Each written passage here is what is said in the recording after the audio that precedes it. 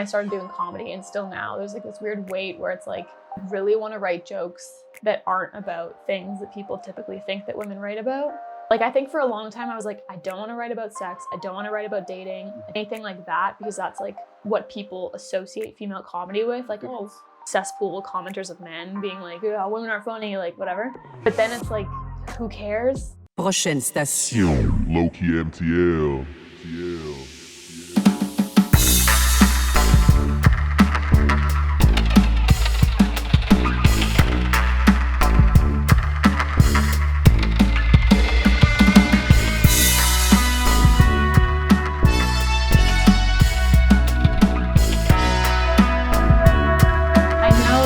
Because everyone, when I used to work at Watch Mojo, we had a lot of anime fans. And so they associated my name with like Kyra from Death Note, which is like a popular anime. And I guess that one's spelled K-E-E or K-E-A. Yeah. So that's what people, and I'm like, honestly, like whatever makes you call me Kyra, I'm good with that. True. So you didn't even bother correcting. No, it's fine. So you are born and raised Montreal? Yeah, okay. Born and raised Montreal, West Island, unfortunately. Nice. Me too. Okay, where are you from, West Island? St. John's and Rocheblanc. Okay, nice. Yeah. I moved around a lot. I like majority of my upbringing was Beaconsfield, but I lived in Pointe Claire for a bit, Pierrefonds for a bit. My mom lives in Laval now. We've kind of moved. What high school did you go to? I went to St. Thomas. Oh, I went to Lindsay Place. Oh, okay. Well, now we are. Like our high schools have merged. Yeah, the high schools got crazy after we left, but yeah. I remember when they painted the whole school blue at one point to like rebrand it.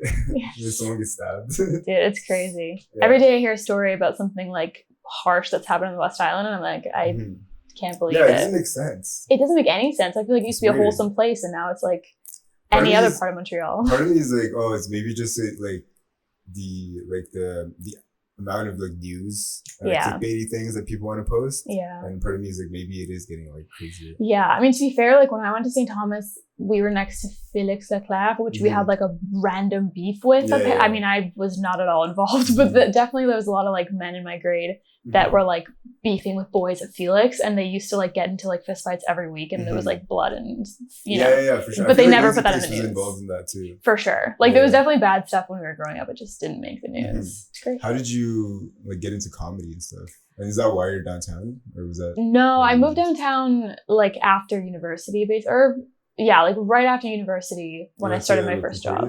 Yeah, I went to Concordia.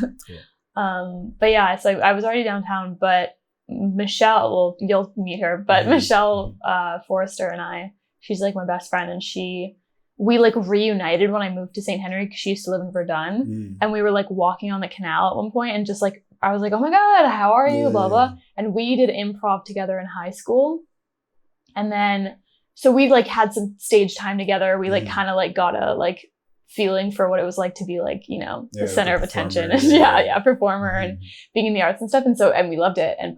We only did it in high school, and then we reunited randomly, and it was like right before the pandemic. And we kind of always had this like pipe dream of like being comedy writers for TV shows, like being like in the writing room of like a Seinfeld type show or like a sitcom, whatever. And that was like our pipe dream. And we both talked about it in high school, but kind of forgot about it. And then when we reunited, we were like, do you still want to do that? And I was like, yeah. And she was like, yeah. And a big thing about being like a successful comedy writer is that they've all done stand-up. Like it's kind of like one of those things where they've just all tried it or they do it. It's like a weird, like, I don't know, rite of passage. Well, I know that like back in the days doing stand-up was how you got like a TV show or something. Yeah. But I feel like that world is kind of like changing more into being a stand-up. Yeah, like apparently like that's like more like valuable now. Yeah, well I think like, I mean, I don't really know like too much into it, but I know like it was kind of like that's just like a rite of passage. Like you do stand up and then you become a comedy writer and then you end up on a TV show or like in the writing room. Yeah, in the writing room. And so we were like, we want to do stand up at least once just to try it out. And we went to a bunch of like, you know, open mics at like the Nest and stuff. And so they you guys seemed did like, it together? Yeah, okay, we like went to open mics and then we kind of forgot about it for like a year. And then the pandemic happened and we were like, well, everything sucks anyway. Let's just do comedy. Like, let's just go and do a mic. And we met these two guys that had like an in the open mic scene. And so we just like got a spot on a show, wrote a 5-minute set, both tried it, both loved it, and like haven't stopped since. Did you guys bomb at all? Or was it... Oh yeah. Okay. Like it wasn't like a bomb, but it was like, I can't believe that I like went on stage with the material that I did. Like it was you got some laughs in the swimming. I don't know, I blacked out. Like literally, I remember the person that I was dating at the time wasn't there, and one of my friends had him on FaceTime to watch like the performance, and the only thing I remember was like seeing a phone with his face on it, and then the rest is like black. Like I don't remember. That's it. I can't. But it was just like, I remember it being really fun. Like I remember like not being very aware of like my stage presence, and like if anyone was laughing, like I literally was like, what the fuck is going on? Were you like in your head just trying to get through your material? Literally. Like the only thing I was thinking about the whole time was like, okay, what's my next joke? Okay, like what's my 5? Like exactly how I practiced it. Like I was very meticulous because I was nervous as hell. And then I didn't even like, there was no like pause for laughter type. I was just busting through the set. No pacing. No like I had no awareness of like the room. Like I didn't like, I was basically doing like a monologue, like a 5-minute monologue, but it was great. Some comedians like do that though. It's very like tight jokes, and it's very like, they say the joke and people laugh, and then they go to the next joke. It's interesting because so when you do like a show, you have like your you know your time frame. So you're like, okay, I'm writing a 7-minute set, and I never like pace for laughter. Like I'm never like, oh, that's going to be a pause for laughter moment. I'm like writing a tight 7, and it's like I have 7 minutes of material. So like it always happens where I'm like, oh shit, yeah, people are laughing. Like that's going to take time. Like I just don't expect laughter. Yeah, then they're missing like the beginning of your next joke. Right? Yeah, totally. So it's interesting. Yeah, I feel like, well, I've always been like, oh, on my bucket list, I'm going to do like one like open mic just one time. Do it. Just to do it, you know? Do it. But I also know that like I'm going to probably like have PTSD from it. It's fine. It's not as scary as it seems. I think I like used to think it would be like an oral presentation, which is like, I'm so like nervous public speaking wise when you have to like say important things or smart things. I get freaked out. And then I thought it was gonna be like that, and it's not at all like that. Because you're saying shit that's like happened to you. It's like you're telling your friend, I mean, depending on how you are as a comic, if you're like a very like old school joke writing, like punch setup type comic, that's more like, I guess, nerve-wracking because it's not like natural. It's like more like constructed. But like if you're just like a storytelling comic, you're just like, it's like you're telling your friends a story the same way you would. Except you're telling like a whole room of people. Yeah, you're just telling like way more people, and they might hate it, but yeah, it's nice.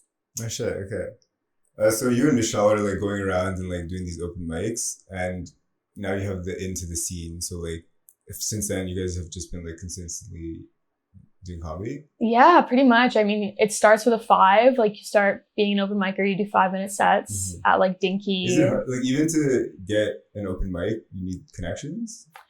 I guess like not really. I mean, honestly, a lot of the bookers in City, like for their open mics, like they'll take anyone. Like it's not like you have to have like any like credits or anything or proof that you can do it. Like if it's your first set, they'll put you on. It's more like you just need to know who to ask, and you need to know what the rooms are. And we didn't know at all. We didn't know where comedy happened in the city. We didn't know. Which is crazy because Montreal is like known for just for laughs and like all these things. It's crazy. I mean, now that I do it, I'm like, I can't believe how many mics there are. Like there's so many, and I didn't even know where to find one when I didn't do comedy. Yeah, there's like it's weird. I feel like here there's like so many resources and stuff, but like nobody just knows about anything. Yeah, there's like a lack of knowledge. Yeah, it's tough because like a lot of the mics in Montreal are like producer run out of different spaces, and there isn't like there used to not be like a central hub, like a central comedy club other than the Comedy Nest. There was no like, you know, New York. One in the mall, right? Yeah, it's like in Alexis Neon, I think, or whatever. Like Atwater Metro. Yeah, well, that one's great. Like the Comedy Nest is great because it's like everyone knows about it. But it's like, I feel like in other cities like New York, you have like the Cellar and the Stand and like New York Comedy Club. Those are like places you know are comedy. Whereas like Montreal, now there's like Third Floor Comedy Club, which is like a great club on like third floor of Stogie's. Oh, really? It's great. And there's rooms like Art Loft where you saw me and like.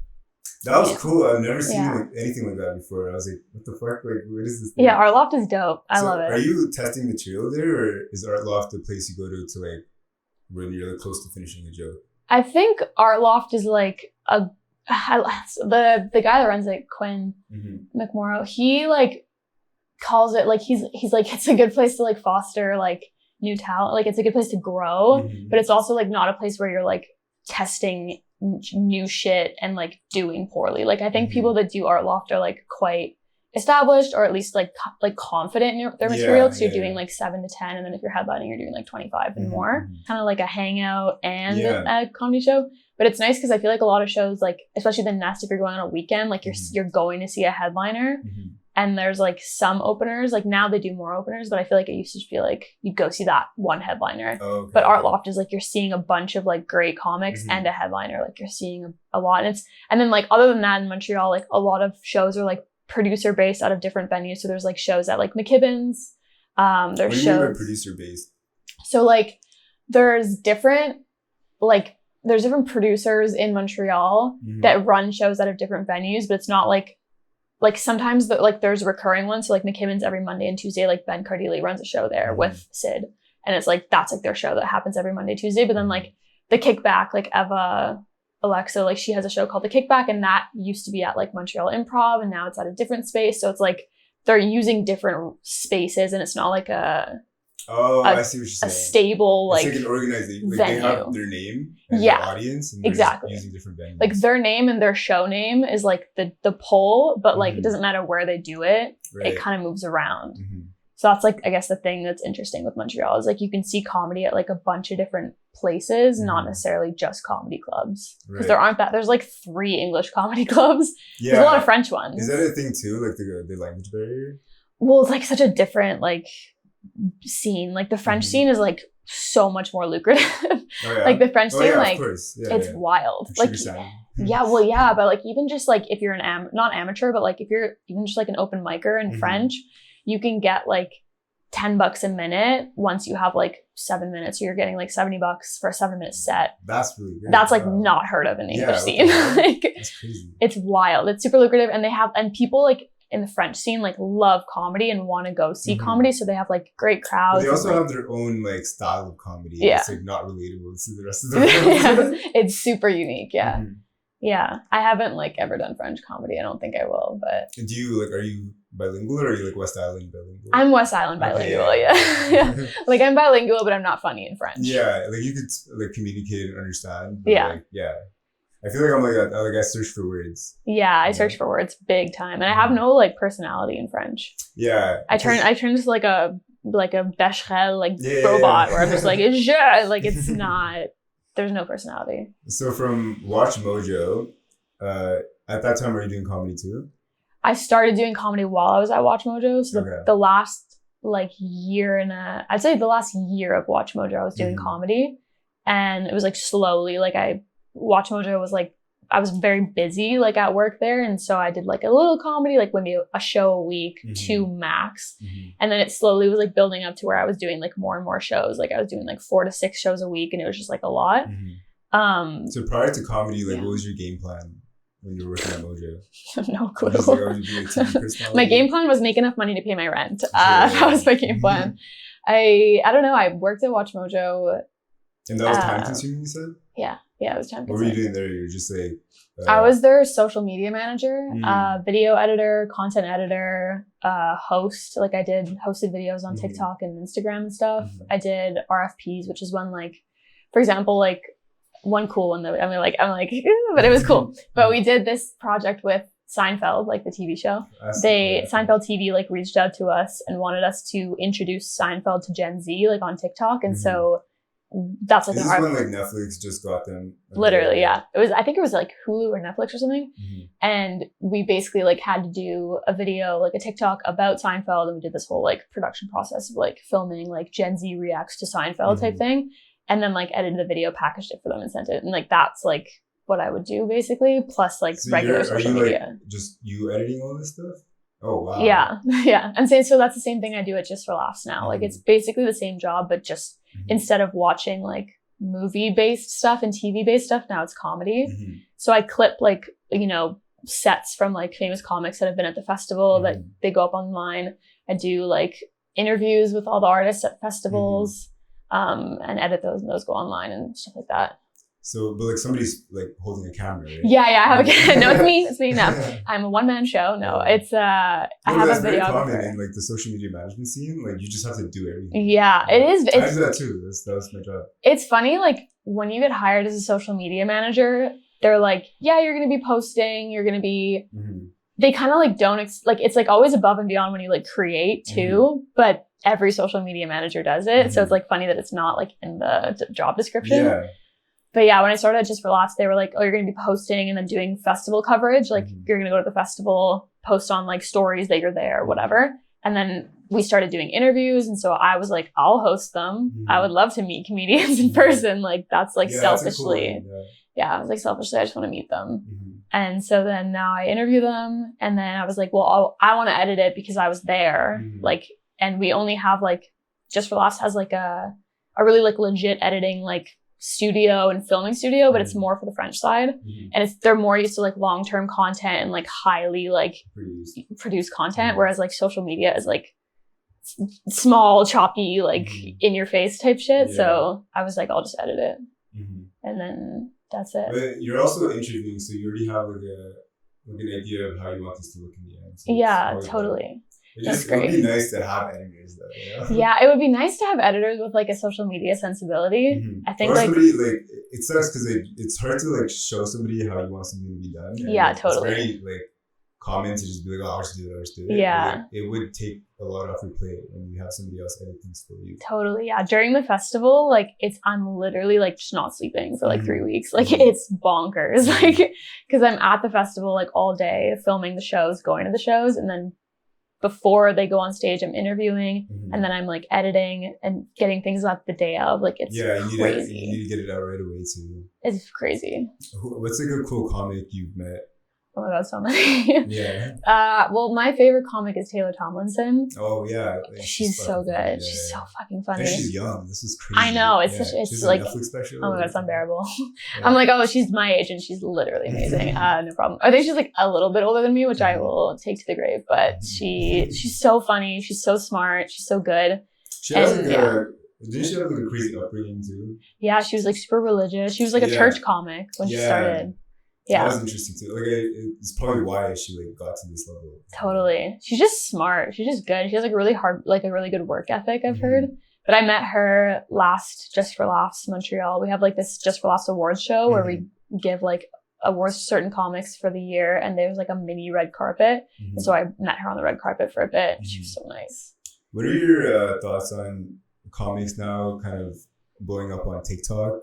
And like not putting in like the typical like 10 years of work that like all the OG comics kind of talk about. Yeah, it's tough because like some like Matt Rife, for example, he like did do the work and now he's blowing up. Like he was like a club comic regular. I mean, he's from LA, so it's different. I guess like LA comics are always going to be different than New York comics in that sense. Yeah. But like that's fine. Like I don't know. It's like I feel like because I work on. Matt Rife is he's a young looking dude. He's got like square jaw. Yeah. He's funny. I see him on TikTok. He's funny. Yeah. I met him too. I interviewed him in Vancouver. He's cool. He's nice. But yeah, I don't know. I think like because I work on social media, I feel like I don't discredit it as much as most people. Yeah. I think a lot of people are like, oh, that's the easy way. And it's like, well, then you do it. Like it's actually not that easy to blow up on social media. You have to have content and you have to like, you know, be consistent with it. But you could tell with Matt Rife too, like you could tell like his stage presence, like as if he was doing it for so long, or he's just super confident. Yeah, I mean, I think like half of his shtick is just that he's hot. Like I think people are just like gonna go to see him, which is new too. Like that used to not be a thing. Right? That is like that's the more interesting thing is like people going to watch comics that they just like have crushes on, like they see them as like these like celebrity or like. It's like the lead singer of a band and you're like going to their concert. In comedy. Yeah. And it's like, do these people actually like comedy or do they just want to see this person in person? But like, I don't care. Like you're like giving more money to comedy. Like I'm into it. Like whatever the reason. Yeah, dude, it's boosting. Like, I feel like comedy's so big now. That's awesome. Yeah. Well, that brings me back to like Montreal and like the Montreal comedy scene. There's like there's like a missing link of like comedians who want to start off to like figure out how to start off. So like if you want to like just start into comedy, like what open mics would you suggest? Like where would you go? If you want to start in comedy, I guess like number one would be like open mics that you don't have to. So okay. So there's basically like show up, go up type open mics, or sign up, go up open mics where it's like anyone can go. You just show up, you write your name down, you wait till it's your turn, and you go. And they're usually like quite long. Like there's one at third floor comedy club on top of Stogies. And it's every Sunday. I think it's from 9:30 p.m. or 9 p.m. to like freaking 1 a.m. Oh wow. It just goes until, because it's like, it depends how late you get there and you sign up, but that's great. That must be like nerve-wracking for waiting. Just like... Oh yeah. Well, the thing is about those mics is like, it's just comics. Like there's maybe like 1 or 2 audience members, because that's the type of like, that's a workout mic. Like that's like, you're literally trying new jokes, or it's your first time or whatever. So like those are good for that. There's that one. There's one at Barfly on Mondays. It's run by Jeremy Anderson, who's great. It's like those types of mics where you don't even have to like know anyone to pre-sign up. You just show up. I think there's one, anyways, there's more. There's like one at McLean's too. But other than that, if you know a booker, like if you know a producer and you can message them like on Facebook or Instagram, they'll put your name on a list. Are these bookers and producers like only working with comedians? Or... Yeah, pretty much. Okay. I mean, so like Sid Kular, I think that's how you pronounce. Sorry, Sid. Sid's like a big one in the city.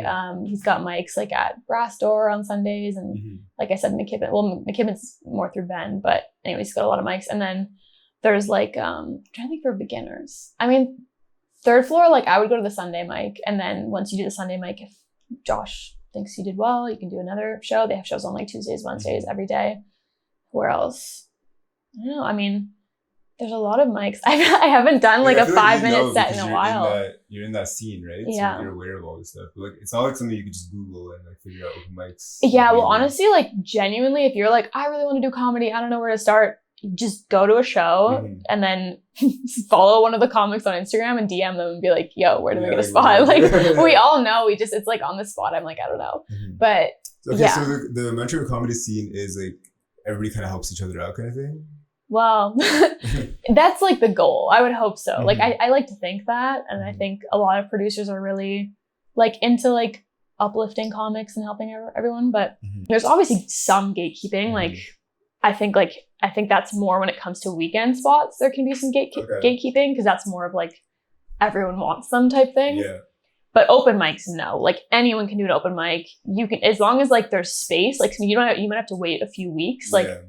You know, Comedy Nest is like pretty hard to get in because there's just so many people that are applying. So it's like you might have to wait a bit, but you'll get one. Like there's no like animosity for open mics. It's more like the weekend spots, the paid spots. Then it becomes more of like a cutthroat, but not too much.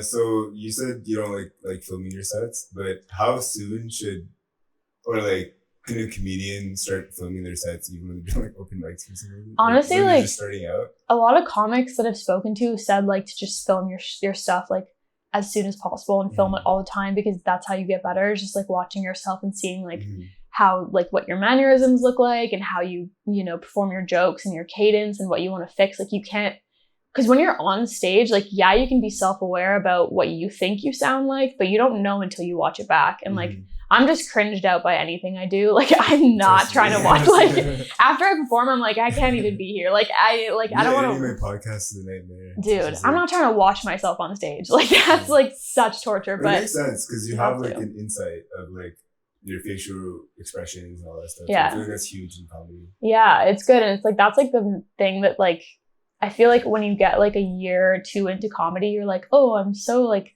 I feel like so confident with my material, but then there's still that whole aspect of like your voice and like your persona on stage and like your cadence and like how you deliver things. That's like always changing. Like I still feel like I say jokes differently like every week, and I'm like, okay, I gotta pick one. Like how do I say this joke? Like I still don't know. But I feel like there's good in having that flexibility, because then you might find out that like you saying it a certain way has a good reaction too, right? Yeah. Well, that's the thing is like, I feel like I used to think like your joke was done when you'd written it well enough that it performed, that it was an A joke. It performed well every time. You liked the punchline, you're good.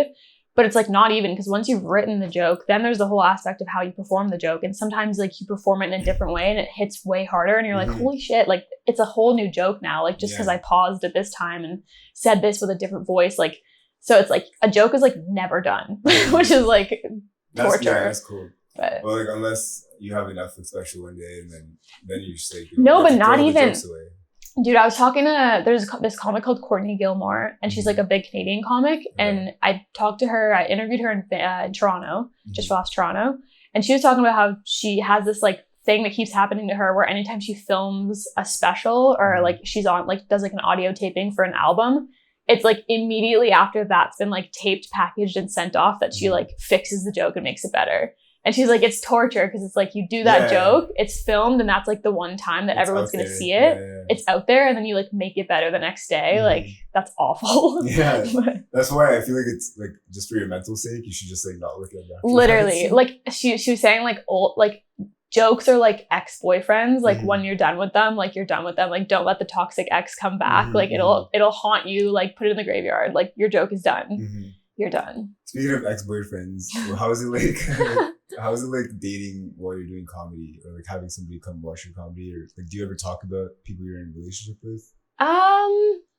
Yeah, I mean, I haven't like been in that many relationships whilst being a comic. Okay. Well, actually, I guess like a handful, like maybe two.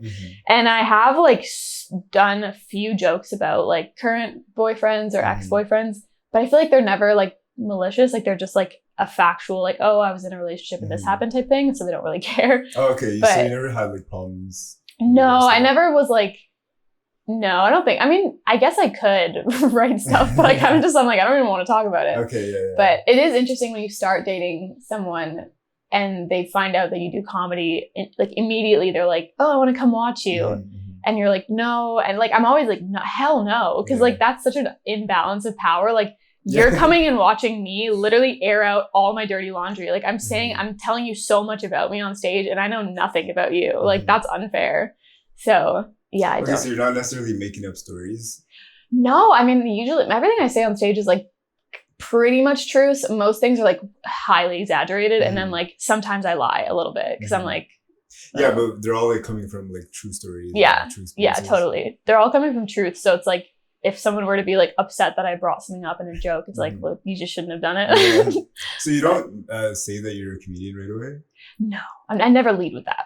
I'm never like, hey, I'm a comedian. Because I still feel weird saying it. I still don't feel like I'm a comedian. I feel like You've been doing it for how long? Almost 3 years. Almost 3 years. Okay. It'll be 3 years in October. So like 2.5 years maybe. But yeah, I'm still like, I just do comedy. I don't know if I'm like a comedian, you know? And your end goal is still to be a writer? I don't know. This is an interesting question because I like literally think about this every day. I have no idea. When I started doing comedy, it's because I wanted to be a writer. I wanted to be in a writing room, and writing comedy is like such a good way to practice, like obviously writing and scripting and stuff. Scripting, yeah, just like, you know, understanding humor, and like you have to do like, you just have to be aware of things when you're writing jokes. Like, yeah. So it's been great for that. But now that I've like started working at Just for Laughs, like I really love my job. Like I love interviewing comics. It's so fun, like being on camera with them and prepping like questions and just like chatting with them. Like I love it. And then going to all the festivals is so fun. So I'm like, I kind of want to like see where that goes. But then doing comedy is fun. Like I also love doing comedy, not just for the writing aspect, but for the performance aspect. So I don't know what I want to do. I'm just going to keep doing it all until something happens. I guess that's the only way to kind of go about it. Yeah, I don't know, like, I feel like there's probably something you get out of doing comedy that's like very addicting. Oh yeah, it's addictive. Like, chase that, you know? Yeah, it's highly addictive. It's like when you like write a joke that you aren't sure if it's relatable and you just think it's like your problem, and then you say it and like 10 people are like, oh my God, same. You're like, what? Such a good, dude, really, it's such a good feeling. You're like, are we all fucked? Like, it's like great. Hypnosis too, right? You're like hypnotizing people. Yeah. How do you come up with material? Like, what's your process? Do you have a process? Not really. I mean, I kind of like a lot of the stuff that I'm kind of annoying. I feel like I'm probably annoying to be around where, well, I don't like say it out loud, but anytime I'm like doing something and something funny happens, I like write it in my notes in my phone. Yeah, I feel like as a comedian, like, that makes sense. Because like you're like getting rid of the stress of having to remember. Just writing in your phone. Yeah, and my phone notes are bonkers. Like it's literally just like every note is like joke about cheese, joke about feet. Like it's like just like it's like groceries and then jokes. But and you then have to like have like, are you able to read a joke? Your notes and like right away know, or do you have to like forget what you're trying to say? Something? Usually I know. Usually Usually I'm good. Sometimes I'm like, what the fuck was I trying to say? And I'm like, that's fine. I'll let that alone. But yeah, normally it's like I write bullet points in my phone, and then based on like either things that happen in the moment or things that I remember, like stories, whatever, or just like opinions I have. And then typically either alone, I'll start like writing out things. Like I usually write jokes like out, like I'll write like a whole joke like as a paragraph of like where I want to go, every single word, where I want to go, like what the punchlines are going to be. And then just so I know, because my brain's like I need to like know the path of the joke. Like what's the end like punch? Like, is it going to be, what's the payoff? Like, how am I setting it up? Is there like, like, are there tags in between? Like, what's the vibe? And then when I go on stage, I at least have that, but usually I'll try and like improvise a bit on stage and see what comes up. And then the joke evolves from there. But I always write it out first. Like I can't just like have a bullet point and go on stage and be like, like I'm not that good. You still black out? No, I don't black out anymore. No, I'm like hyper aware when I'm on stage now. It's awful. No, I saw you at the loft. Yeah, and I was, she's actually super funny. Oh, thank you. What's New Faces? Oh, New Faces. Yeah, Is that what you're talking about? Yeah, I mean, it's cool. I mean, I'm definitely not there yet, but it's basically New Faces is a Just for Laughs title, if you will, so there's New Faces, like New Faces US, like the American New Faces is like the big one, where like if you get New Faces, typically you're already pretty established or like sort of established. And then if you get New Faces, it's like a marker, like a seal of approval from Just for Laughs that you're like it in comedy and like you're going to be big after that. Like typically like 1 to 2 people that get New Faces the following year, they're on SNL. Like they're the new SNL cast members. It's like, oh, that's just like the path. Or they like end up having a Netflix special, or they're picked up by a show. They start writing on a TV show. Like it's like. Does New Faces help them get to that, or? I mean, I think it used to be more like New Faces was like the thing that established you and you were like no one before it. Now it's like because of social media, people typically have like a decent following before they get New Faces, but it's still like a huge help because New Faces is like an industry event.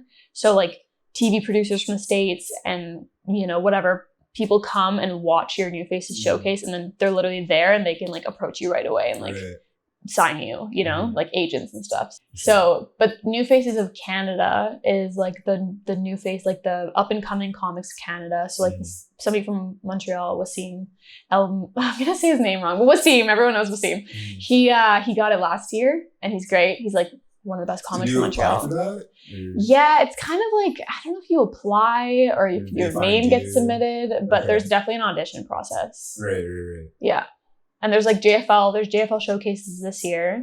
And that's for like a mix of things. Like could be for New Faces, could be for like Discovery Series, which is a Zoo Fest thing. Could be for like being on a gala, like whatever. You just like get to be part of the festival if you make it through. Okay, that's cool. Yeah. Other than that, as a creator or like a comic, is it important to have like an online presence other than comedy? Like, people do skits. Yeah. What's his name? There's like the Stiff Socks podcast. You know what I'm talking about? Oh yeah. But yeah, that guy, I don't know his name. I watched the episode that Matt Rife was on and I was like, oh, this is scary. I was like, oh, this is literally terrifying. It's called Stiff Socks. Yeah, but it's called Stiff Socks. But then he did an episode with Hannah Berner. Hannah Berner was a New Face last year. She's hilarious, and she like kept him. She like was like on par with him. Yeah, she was keeping him in check, and it was great. So I was like, okay, respect.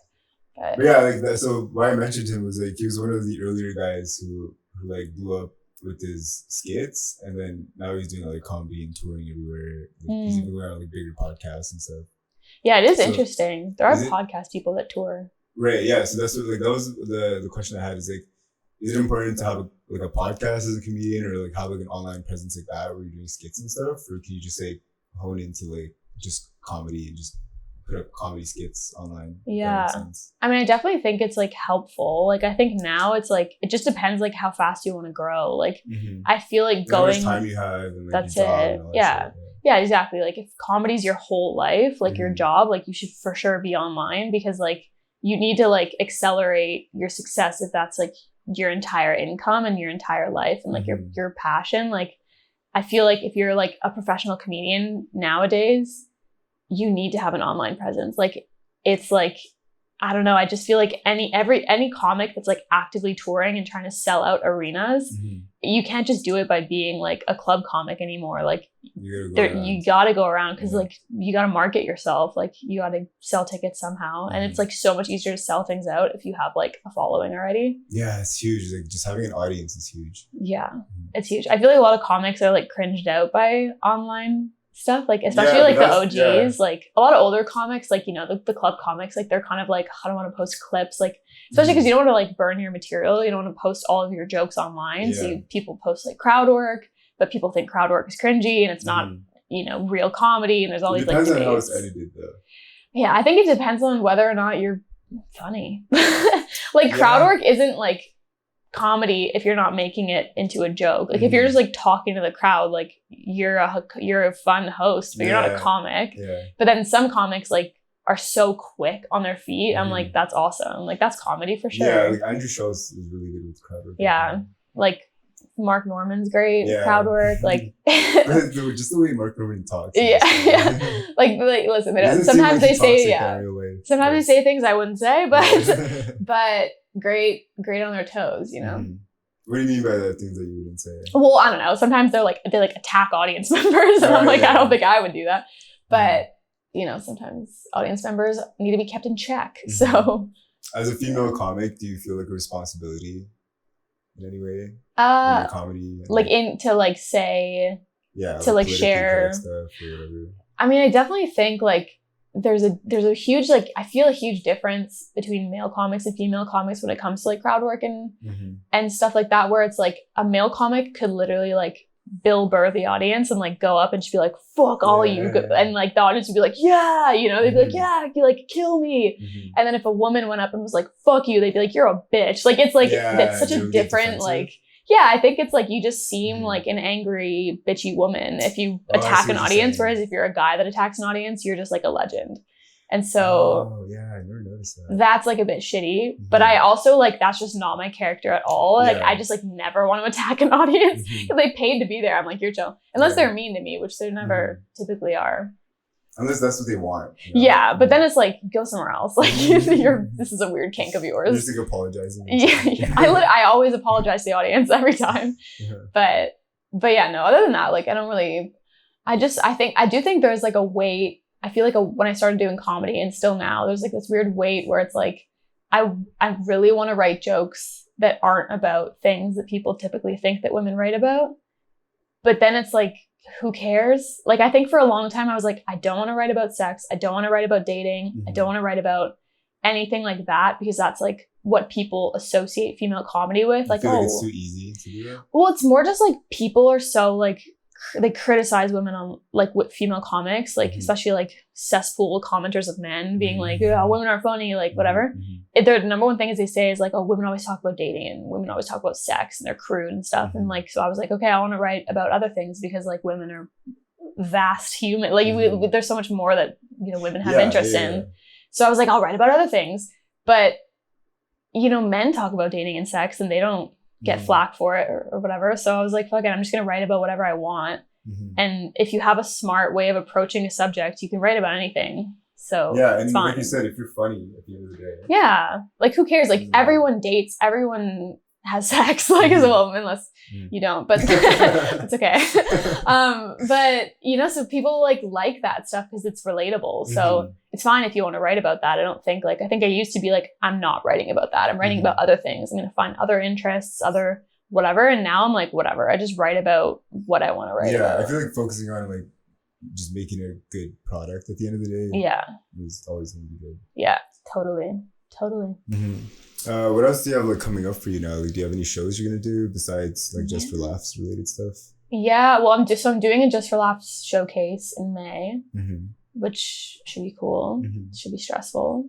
Should be terrible. I'm excited to see that. Yeah, hopefully I don't choke and die. I don't know. We'll see. If you do, it could go viral. Yeah, that'd be amazing if I went viral on purpose. I just had a shit set, just bombed. That'd be funny. Imagine your only post your bombs. And I never post again. Yeah, I delete my account. That'd be a legendary move. My only video is me bombing, and then I'm like, and then I just delete my account. No, I have that. I have I'm doing the Comedy Nest this weekend. I'm doing This is probably gonna come out like in a while from now. Oh, okay. Well, I'm doing just Laugh Showcase in May. Mm-hmm. Probably not gonna get anything from it, but it's gonna be a good experience, and the lineup is really good. Sorry to cut you off. But like, are there any shows that you like consistently do? Like, yeah, I do Third Floor. I'm a regular. I'm a regular at Third Floor Comedy Club, so I do the Saturday shows a lot. I host the Fridays sometimes. So I'm there a lot. I do Deli Planet a lot on Thursdays. I do Deli Planet. It's in Bonaventure Metro or train station. It's it's strange. What's the weirdest place you've ever done? That's the one. No, it's like at a deli restaurant. The train station's hilarious. The weirdest place I've done comedy. Oh, you know what? Actually, I love this room, but I haven't done it in a while. The Wiggle Room is so fun. It's like a burlesque room, and it's a variety show. So it's like there's two comics, but then there's also burlesque dancers, so just like naked people, and then musicians and stuff. So there's like it's like you'll go like right after someone just like was like fully naked dancing to Britney Spears, and then you're like, hey guys, what? Do they line up the show in a way that they split it up nicely. Okay, but I love that room because everyone is like so nice in that room. The audience is like super keen. So that's on Wednesdays. I've done that before. I do Art Loft once in a blue moon. Yeah, I don't know. I do the Nest now. I'm doing the Nest more on Thursdays, you're like constantly Fridays. doing like your weekends are basically just shows, and then weekdays just working. Yeah, weekends are basically shows. Weekdays working, and then I also do I do Tuesdays at McKibben's a lot. I love that. That's my favorite show. Well, I don't want to say that because like I like every show. I like all shows. I like every room, but I love McKibben's. I just think it's such a fun room. And I love the show. Right by Concordia? Yeah. The McKibb's on Bishop. It's run by Ben Cardilli and Sid. And Ben's the best. I love Ben. And the show's really fun. And so that's on Tuesdays and then some Wednesdays. Yeah, I do shows like pretty much any day. You don't have a podcast, do you? No. Okay. No. You don't have time for that. I talk enough on stage. Yeah. I've said enough. But yeah. I do a bunch of shows. Well, I guess we could end it there. Cool. Thank you so much for coming. Thank you. I'm down to come see one of your shows again. Yeah. So. Honestly, I think I'm gonna do Art Loft maybe like not this coming week, but maybe the one after. And then other than that, I'm always at Third Floor, and I do like. I've never been to Third Floor. I'm kind of. Go. I mean, it's great. It's good when it's packed. Like it's nice when it's like full. Is there a certain day that it's more packed? Saturdays are like the best. Okay. Fridays or Saturdays. Yeah, that's like the best of days. So it's like the best of the club, like the regulars. So it's whoever's like we do like 8 to 12 minutes sets. It's great. Cool. It's a good show. Well, yeah, thanks again for that. No problem. Thank you for having me.